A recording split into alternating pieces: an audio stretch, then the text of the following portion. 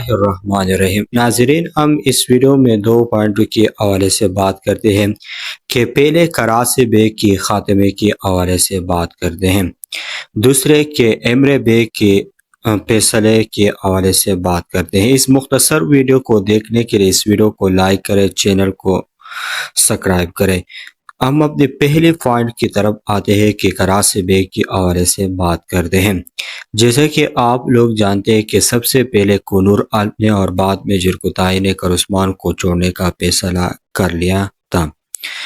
और इसी तरह एक नया मालूमात के मुताबिक एक पुराने किरदारों में से कराची बे ने भी करउस्मान को छोड़ने का फैसला कर लिया है और ये एक तारीखी किरदार है जो कि हर वक्त तारीख के मुताबिक उस्मान गाजी के साथ रहता था। हम दूसरे पॉइंट की तरफ आते हैं कि एमरे बे के हवाले से बात करते हैं। जैसा कि आप लोग जानते हैं कि एमरे बे एक मरकजी किरदार है और ये अवरहान गाजी का किरदार अदा कर रहा है और ये एक तारीखी किरदार भी है।